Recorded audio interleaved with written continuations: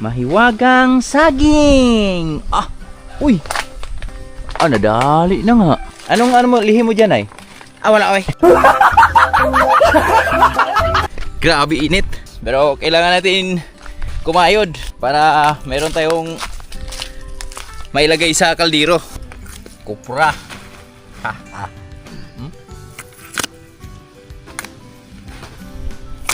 Anay ulan oh, parating oh. Gamit og mahiwagang kuan, payong. Ha? Mabuyod ta, init kayo. Ah. Dili na naon di ay. Ah, di mo maugadayan do. Ha? Dili maugadayan, may man siya anak mo kay. Kuan. May pagitan ta din na aridaan gani ha? Asa man? Dari sa ako ba usag kuan diha.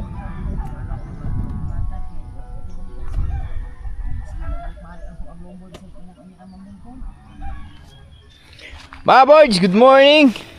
Sa mapagpalang umaga sa ating lahat at welcome tayo sa panibagong video na ating pagsasamahan ngayon. Salamat tayo sa mahal at Panginoon dahil binigyan tayo ng maliwanag na araw ngayon. At ito mga boys, ito na pala yung nakupra nila kahapon ng nila by Mario, yung anak niya. Yan. So, ang ginagawa namin dito, binibilad lang muna. Kasi, ha?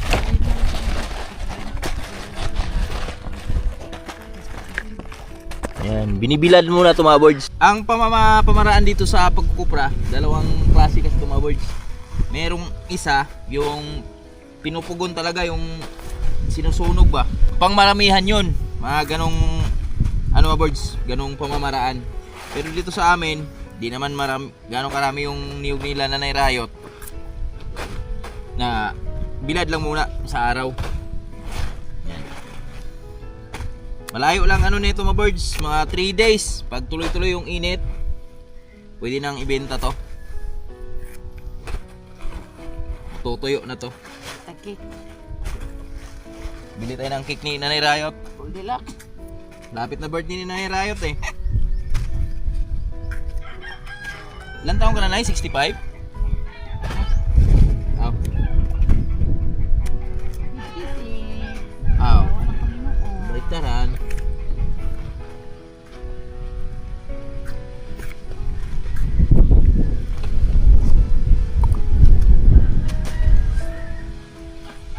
Dali ni siyang ugaw kung pinapinahon at hapon.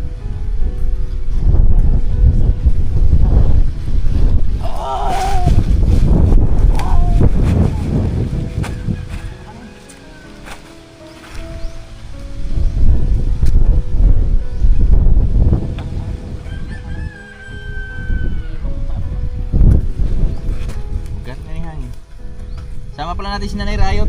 Mga kaboard! Ayun o. Oh, mukhang nagtitinda ng ice cream. May chromatic pang dala eh.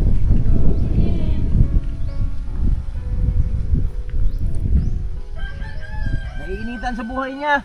Ay, oo. Pero din init na tunog ra.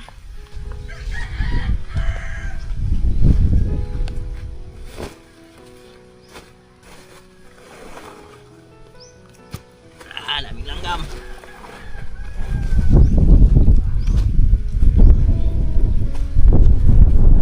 Mga langgam oh, naghanap buhay din sila. Yari kayo dyan.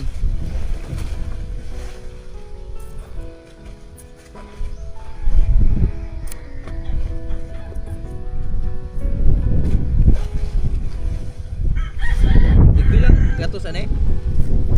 Dos, yung buok na to. Atag dos? Oh. 2 pesos. Pistol eh. Dos, oy. Laro eh. Atong nagagit, bilang to? Dos, gihapon. Ang una, gitaan ni piso rumangkot. Tungod sa palalitong rong mahal. Kung ba por presyo, pus lang hindi alalim po taon pag sa kaglubi. Eh, magkano lang kinita no? Sa 300? Kaluon. 6 plus yung 600 plus? 40. Gapon din nakuha na na. Ha? 640 ang dawat na kuha. Ah. Ang labor pala dito sa ano mga boards, yung pag sasaka na ito, isang piraso yung ano, niyog. Yan, kasama na yung pagbiak. Ito na, malinis na.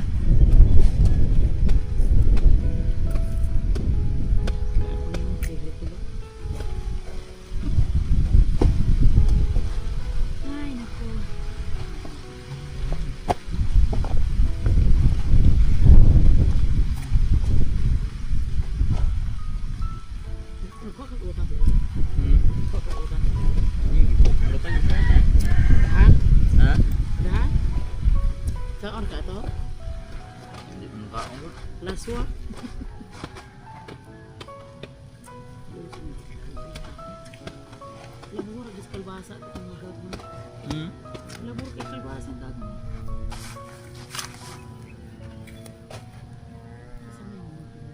Guning. Puras na ni Guning. Ngayon, pag nag-islit sila ba ito? Init na eh. Lalaki oh. Hindi natin lagay yung malalaki. Bakit ang kulay?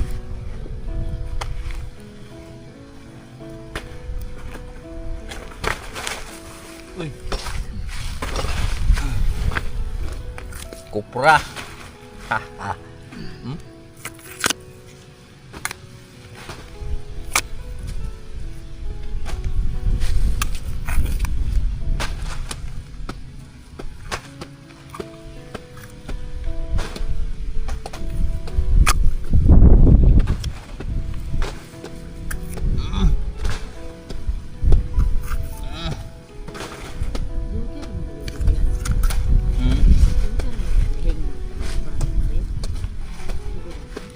Kamay naman.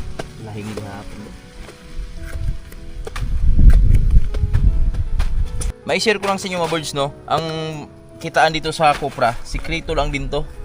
Kasi ang niyog kasi, kailangan mo lang dyan, kailangan lang malinis palagi yung paligid ba? Yung puno, tsaka yung sa baba nila. Pag nag-iedad na ng 10 years yung niyog mo, simula sa pagtanim, magbibigay na ng bunga yon.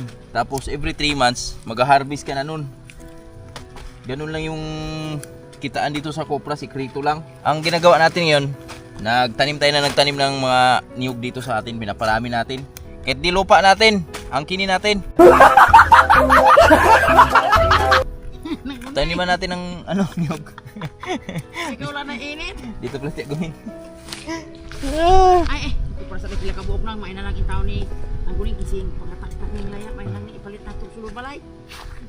Nodaan. Ay, ginoo ta ini. Ay, kaya tapang ngerti ya.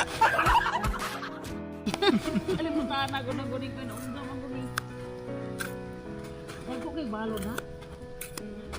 Wala na di mo nang abuo kaning kuan. Nagulinaw. Ano yung sunang nila? Nagulinaw. Ako kusum na. Dago naman ko ay. Alila.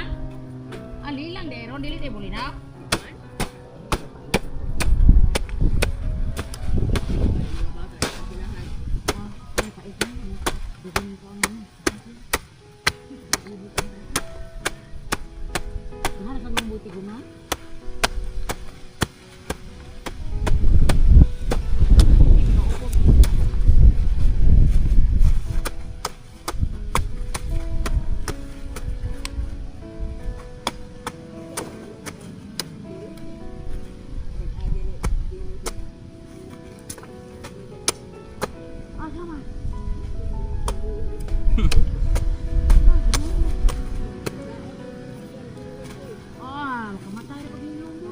Okay na mga birds. Pwede na yan. Ito na mga birds oh. Okay na yung kupra namin. Yan na, tagod-tagod na. Yan. Ito yung trabaho ni Nanay Riot ngayon maghapon. Ito, at babantay siya dyan. Hello ay mga kabots. Upo ka dyan yung payong mo. Ayusin mo na. Ano, di na ko ano eh. Ulit ah.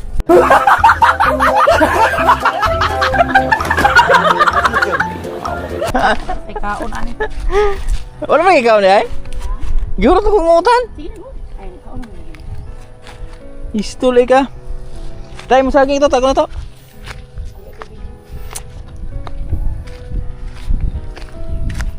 Pagaling dyan mga birds sa Kopra. So bago tayo mag-edit, pahinga lang muna saglit. Harvestin natin yung saging ni Nanay Riot dito. Yung saging niya na palaging niligaw-ligawan ni Tio Manyo.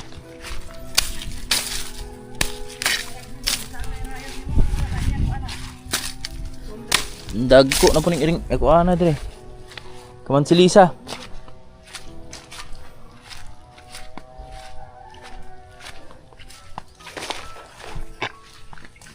Lagi mga birds, samahan nyo kami.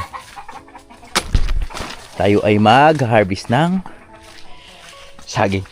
Saging. Mahiwagang saging sa bundok. Ito yung mahiwagang saging sa bundok ko. Nagbibigay hiwaga. Hop. Ay kaya. Tumabods oh. Ah! Wow! Pero ano pa?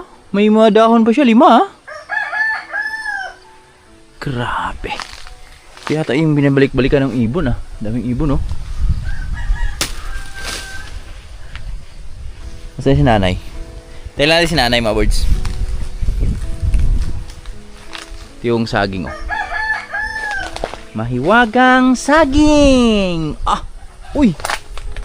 Ah, nadali na nga. Binalik-balikan na pala ito ng ibon. Ha, magnaibon yun. Makulit ka ha. Wait lang.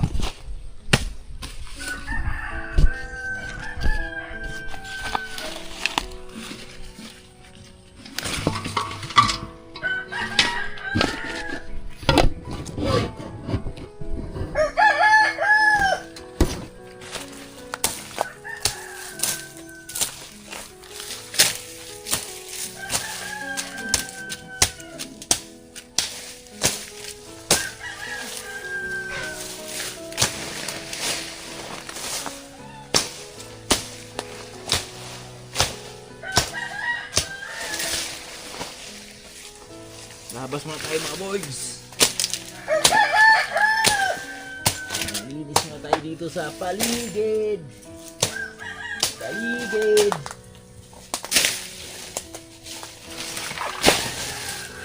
Wala. Tempos.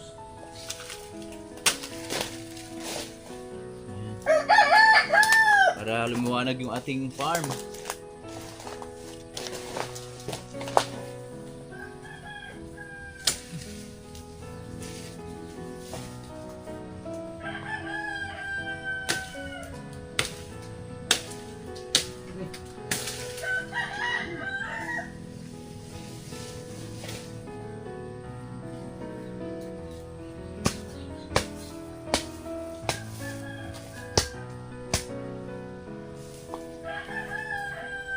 Grabe yung alatiris mga birds oh. Biruin mo, tinanim ko to mga 3 years na to. Simula sa pagtanim natin kasi yung tinanim natin yan, yung paghukay ng fish pan natin dyan. At ito na sila ngayon oh. Napakaganda talaga ng ano. Ganda ng promisyon ng mga sanga niya oh. Yan. Alin? Dari dito. Okay, hayag. Ay, mahiwagang saging ni Nanay Rayot oh.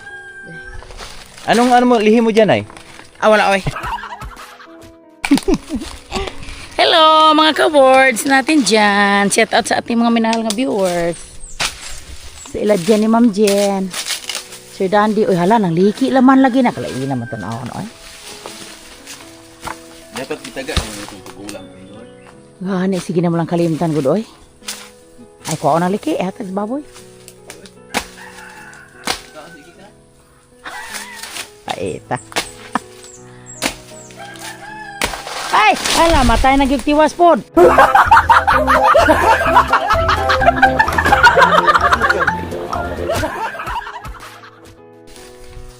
Oy, pistol po na, oy. Dito, nagikaon kuan. Langgam. Dari balik-balikan bilang siya. Mao di ay ni siya.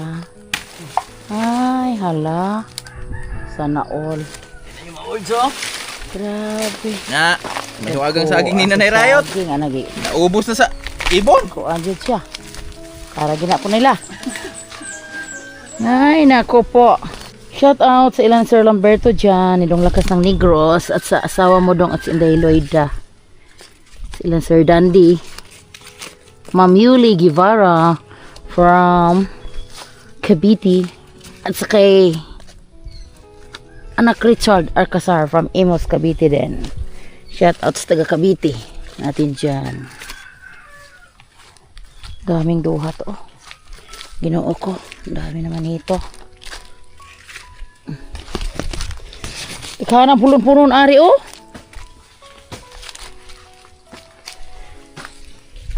Ay, nako po. Ninong.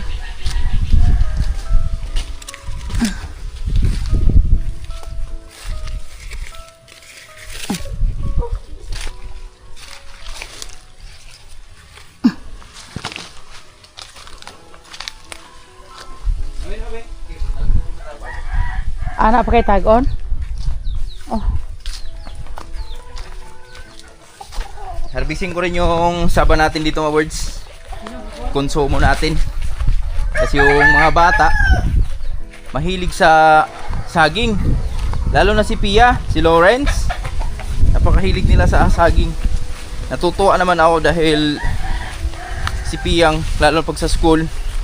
So hindi katulad ng ibang bata, junk foods yung binibigay namin pagka sa pera. Yung kay Piyang, ang binibili niya yung saging talaga. Barbecue. Ganun yung binibili niya. Kaya ngayon, yung ibang saging dito, hindi na natin binibenta. So, konsumo na lang natin. Pero pag nagsabay-sabay, tsaka tayo magbebenta. Kasi hindi naman pwedeng lahat ay magkasabay-sabay. Kasi mabulok lang, masayang lang. Tulad nito, wala na tayong stock doon. So, medyo pwede na siyang harvestin. Kunin na natin. Alin ba mas matanda dito? Tingnan natin, baka may hinog na tong isa.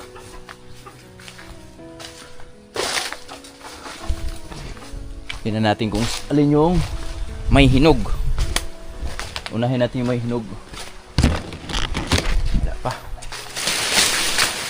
Grabe, linisin na rin yung mga saging natin dito mga birds. Oh? Eto, asan na ba? May isa dito ah. Mga gabi oh. Sana magkalaman na to. Tinanim ko to eh. Saan ba yun? Ayun. Wala pa. Yun pa nga lang yun, yung ma-harvest. Pwedeng ma-harvest. Paglaanan natin ang araw to. Maglilinis tayo ng mga saging. Alright. Rock and roll to the world.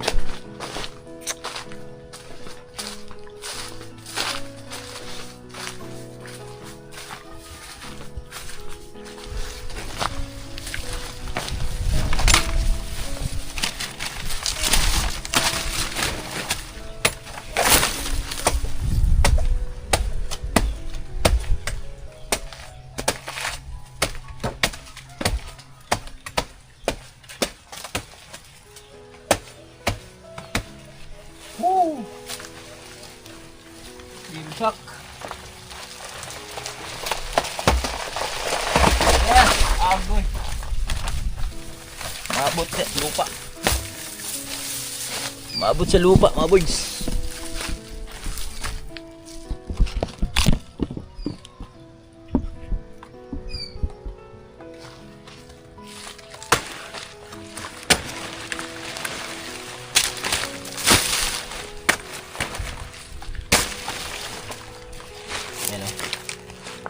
Ito na yung na-harvest natin saging. Gulang na. Bunso mo.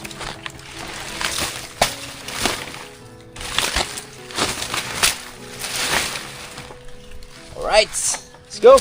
Mga boys, yan. Magandang tanghali sa inyo lahat. Mamulot muna tayo ng duhat. Dahil napakaraming duhat ngayon. Grabe yung duhat, mga boys. Kalat.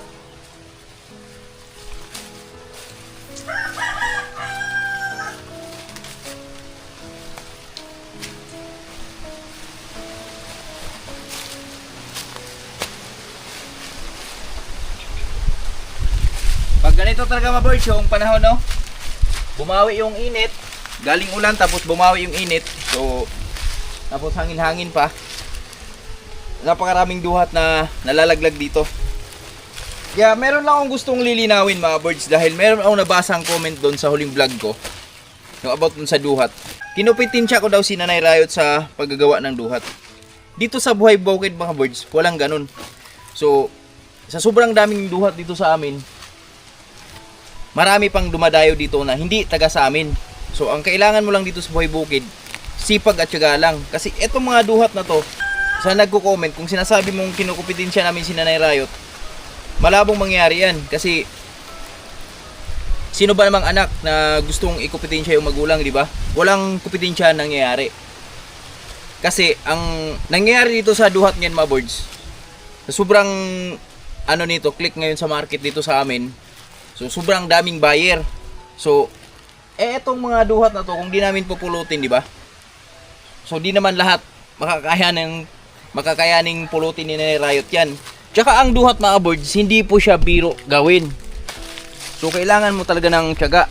So sa loob ng isang linggo, si Nanay Riot nakakagawa lang ng 70 to 60. Si Nanay Riot kasi na every 2 weeks siya naghahandos ng duhat. So nakakagawa lang siya ng 100 to 150 na duhat. Idol, kung sinasabi mong kinuupintensya namin si Nanay Riot, nagkakamali ka kasi hindi po basta-basta paggawa dito sa duhat. Tsaka napakadaming buyer dito sa amin, kaya diskarte lang talaga. So kung meron kang sipag at tiyaga, so magkakaroon ka ng pera. Kaya walang kumpetensya nangyari dito. Gusto ka lang linawin kasi di ko lang nagustuhan yung comment eh. So sino ba namang anak na gustong ikumpetensya yung magulang, di ba? Etong mga duhat na to, pag di natin pinulot, syempre masasayang lang to kasi ngayon si Nanay Riot hindi siya nakapulot. Kasi ang nagpupulot kay Nanay Riot si Tatay Riot. So iba naman yung diskarte ni Tatay Riot, sa umaga naman siya nagpupulot. Tsaka mamaya, mga boards, ipasilip ko sa inyo dito pagkatapos natin magpulot dito, ha, kung gaano karami yung duhat dito sa amin. Ang duhat dito sa amin, hindi mo kayang suluhin. Kaya ang mga tao dito sa amin, halos lahat ay nagduduhat.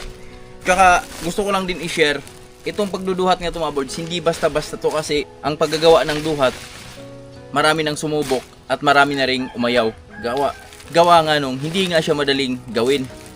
So ang ginagawa na lang sa iba ngayon, yung mga sumuko na gumawa ng duhat, so namumulot na lang sila, iniipon na lang, binibenta na lang diretso ng ganito, sako-sako.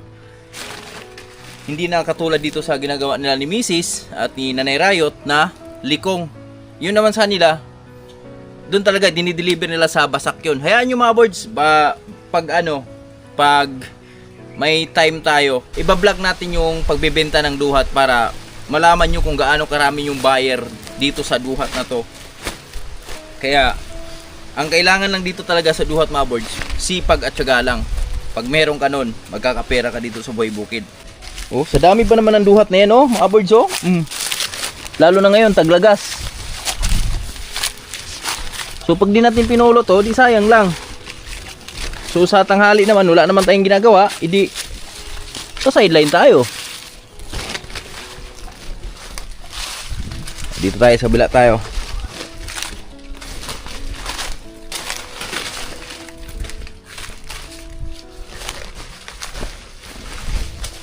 Ito, marami din dito. Dito pa lang yan, mga boards, ha, yung ginagawa naming duhat. Hindi pa ako lumalayo niyan na namumulot. Dito pa lang ako sa malapit niyan sa amin. Lalo na siguro pag pupunta pa ako dun sa duhatan, yung pinakaduhat dyan sa kabila, tapos dito si ibabaw sa amin. Yung dito pa lang ibabaw sa amin, sabihin mo nasa 1,000 na puno na yan na duhat. Isa-isang puno pa nga lang, makakakuha ka na ng eto, isang ganito, isang sako. Pag tulad nito ngayon, tanghali ngayon, taglagas ng mga dahon.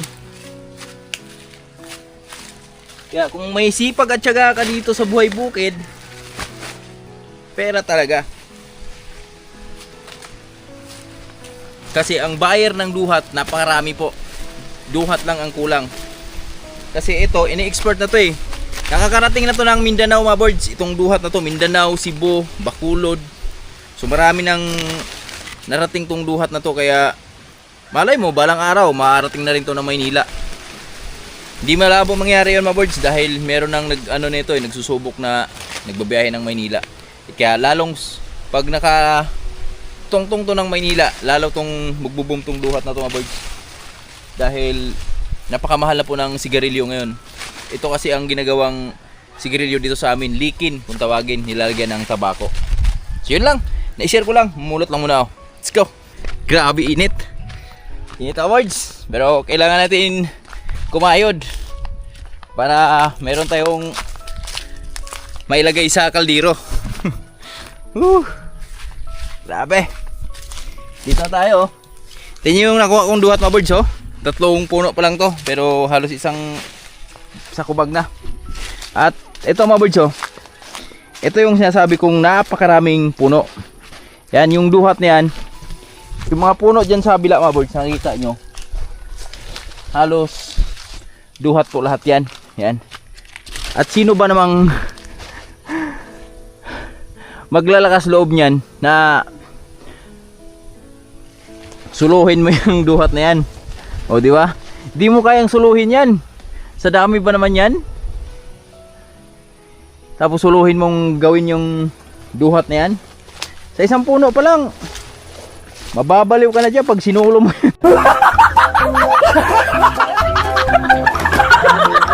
Sipag at tiyaga lang dito sa amin mga birds. Para may ilagay tayo sa kaldero. May maipakain tayo sa bawat pamilya namin dito. Ganun lang.